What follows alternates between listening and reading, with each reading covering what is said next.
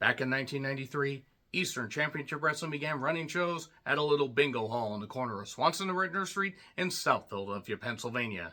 And then, in the following weeks and months, the rise of Extreme would continue to bubble up and grow like a fungus among us.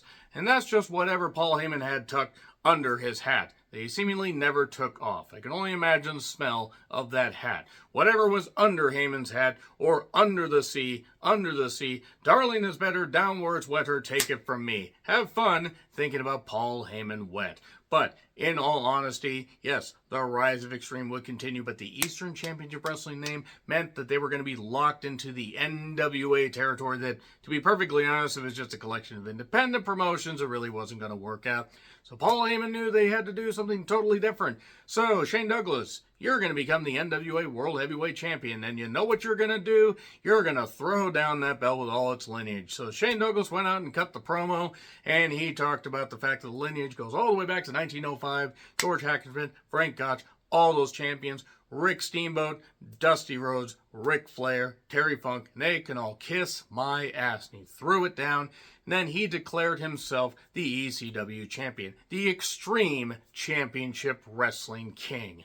And then from there, throughout the coming weeks and months, and even some pay-per-views, the ECW arena gained its moniker ECW, ECW, ECW, ECW, and even though that promotion has been closed for nearly 25 goddamn years, due to the fact, basically, that Paul Heyman essentially was a lousy businessman that asked people to do so many goddamn incredible things for little to no money or bounce checks and whatever. To be quite honest, ECW holds a massive fondness, among people. People love it, people loathe it, but people remember ECW. And then WWE's developmental brand said, hey, we can run a show at the 2300 Arena. We can do that.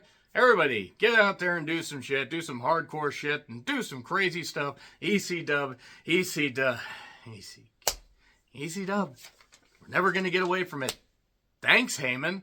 I'm John Reckon with my review of WWE NXT 2300. Yes, it's from the ECW Arena. 1,300 seating capacity. I don't know what they had there, but it looked great. And yes, I've made my opinions known on how ECW was to me. They had some great action, they had some great talents, and they had a lot of great pay-per-view matches. They had no control because Heyman didn't understand how to control them properly. Speaking of control, WWE could have used some control here because, oh boy, Jesus. This also went head-to-head with Dynamite, and that Dynamite review will be up a little bit later. I actually asked which one you wanted me to review first, so I decided to review this. And it wasn't on the usual Tuesday due to the election, which I don't think it's really any secret how I feel about it and everything, so I'm just going to simply say this. I hope that everybody that was smart continues to be smart and continues to move forward.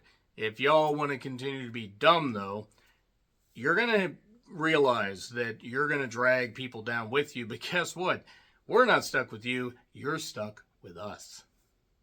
And if you think that I'm going to forgive any of you for fucking trying to set this country back because you hate women, you hate minorities, you hate LGBTQ people and all that, you think that I'm going to feel bad for anything that I say? No, I'm really not. But I'm going to laugh at you. I'm going to laugh at you guys because sure, the smart people may suffer, but so are you. And if you got daughters, you better hope that they actually know what's up. And they know that their parents don't actually love them. So that's all I'm going to say right there. So that being said, let's get into the review. So the ECW music with the NXT and ECW footage was nice. And that neighborhood looked really shady. The crowd is loud already. Booker T is rotten on commentary. That's just a blanket statement right there. If he's not going to learn to do commentary properly, then he needs to not do it. Because he's bad. So Dawn Marie was in the ring. Dawn Marie looks great. She was a referee for this match. It's Jada Parker versus Lola Vice in a hardcore match. Okay, whatever. I mean, they've been building stuff up on television. So the back fist into the chair was kind of a stupid spot, but I guess they did it as safe as they could. But then putting the table back under the ring, that's a good way to get a bad reaction, like from the crowd. You get boos. And then we got a pile of chairs in the ring 3 minutes in. All these bumps in a freaking match is just bullshit. I'm sorry. I have no problem doing a hardcore match and using a few weapons, or a street fight and using a few weapons, but this is ridiculous. So, bless Dawn Marie. Like, she tried. I mean, this is just to get somebody there. I mean, whatever, it was what it was. I think they should have used her as maybe like an outside referee and had the other referee take a bump or something. We got cans, kendo stick, 2 ladders. Jada's ass broke the goddamn ladder. No, really, that happened. Then we got the ass to the can. No, literally, we got, like, Lola's ass right into Jada's can, the can on her head. And then, this is the stupidest spot. Picks up a brick that literally looked like it was just like a sponge or like a piece of sponge cake, and powderized all over Lola's face. And 1-2 kick out. Why? Why a kick out with a brick spot? Why do a stupid brick spot then? And elbow strike, 1, 2, 3, or forearm, whatever it was. And then Ethan Page and Ridge are somewhere talking about Philly. Good for them. RVD is giving Kalani Jordan advice, and then somebody knocks over the cameraman and beats him up. It's Wes Lee. All right, that's a way to do it. So then Tony D and his goons are there, and then suddenly Nunzio and Tony Mamaluke show up. I almost didn't recognize Tony Mamaluke. I just recently retro-reviewed WCW Mayhem, by the way, which had Tony Mamaluke as Tony Marinara. Yeah. So, nevertheless, basically Nunzio says, hey, we run things here around Philly. Nunzio is 52, by the way, so he's still in pretty good shape. And it's going to be Rizzo versus Nikita next week, but now you're going to defend the North American title against me, okay? So, officials can use their own discretion, and some WWE talents were guilty of many transgressions. Javon Evans versus Wes Lee. They did flippy shit, and I won't fault them for being athletic, and I like Wes Lee, and Javon has hops. I sound so white saying that, but a brainbuster on the steps for a break spot. I mean, come on. So a springboard rod, that was impressive what he could do, and we get no-selling, we get flippy shit, the cardiac kick that he does for 2, I don't know why, and then the referee stops the chair usage, and then suddenly Wes rolls outside after getting hit with a cutter, and then knocks Javon, from, diving on him, knocks him into the table. Okay. But then RVD shows up to stop a chair usage. And then we get another super cutter and a 5-star frog splash, sort of. Wes was way too far away. Impressive that he could even make it, Javon, that is. But, yeah, it was what it was. And then RVD celebrated with him. And Ava is basically there with Stevie Turner and Robert Stone. Eddie Thorpe apparently wants to talk to Ava. They look great, by the way, I do want to say, and that's really about it. Yeah. Eddie Thorpe's upset about not getting opportunities. So, then Ava, Robert, and Stevie Turner are in the ring, and then we get a December 7th deadline announcement in Minneapolis. Robert Stone then proceeds to knock the Philly fans and say New York and Boston fans are better. Lights go out. Did this place forget to pay their electrical bill? Because they used to do that because they had problems with the electrical bill, or the electrical source for Barely Legal 97. No, really, that was the first pay-per-view. And it's Rhino and a Gore. All right, I mean, it makes sense with the Impact thing, and Rhino recently went into the TNA Hall of Fame, I think. So, yeah. The faces are getting ready for this 10-woman tag. Whatever Stephanie says. Don't know. Don't care. Looks great. Then Lash and Jakara show up. That was a choice. Then Trick and Bubba take on Ethan and Ridge. Speaking of a choice, they continue to push Ridge. I'm not saying they need to fire him. I'm just saying that they keep trying to feature him, and it's not working. Bubba on a wrestling show in 2024, a mainstream wrestling show.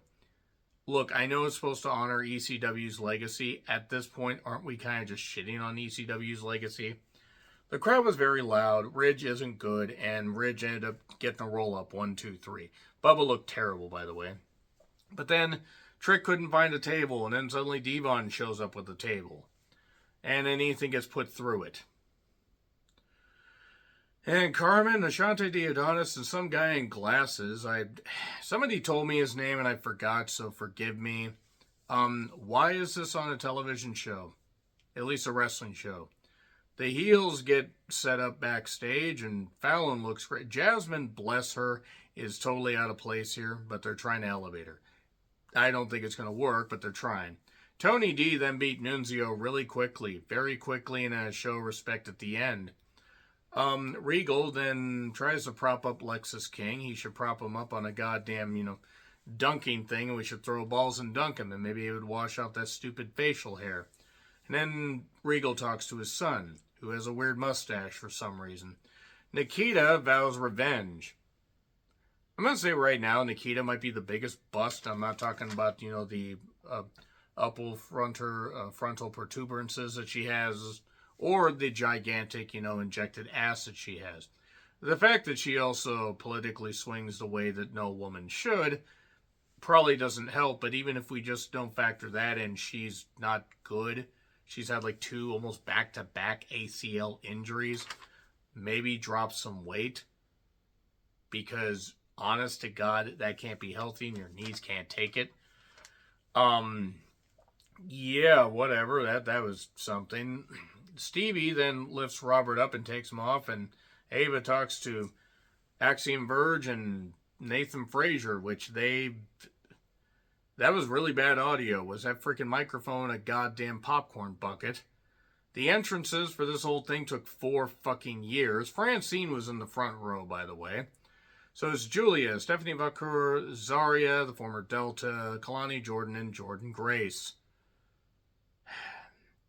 Fatal Influence includes JC Jane, Fallon Henley, Jasmine Nix, I think it's Nix, Roxanne Perez, and Cora Jade. The faces have them beat easily. I mean, okay, All-Star 10-woman tag. Look, they paced it well at first, and then the referee just lost control, and everybody was just doing shit. They gave everybody an equal spot at first, which I don't mind things breaking down, but it got ridiculous. Like, oh, we're running low on time, everybody just do shit. We get a miscue between Zarya and Jordan, where Zarya accidentally spears Jordan when Roxanne gets out of the way, but Zarya ends up pinning her anyway. By the way, also, Jakara and Lash show up. You were expecting Julia and Stephanie Vacour to work with Lash. Bless Lash. Bless Jakara. I'm not saying that they haven't improved, but you've got to be kidding me. Stephanie and Julia could do this in their sleep. But nevertheless, Zarya pinned Roxanne. That's all I got to say right there. There's your last NXT review for the year. I'm not reviewing Deadline. I don't want to review Deadline. It doesn't look good. I got a bunch of movie shit I got to talk about anyway. So, nevertheless, agree, disagree, what I said. Like, share, subscribe. Twitter handle for now. Blue Sky and Letterboxd handles in the description. I'm John Riplin. I'll see you soon.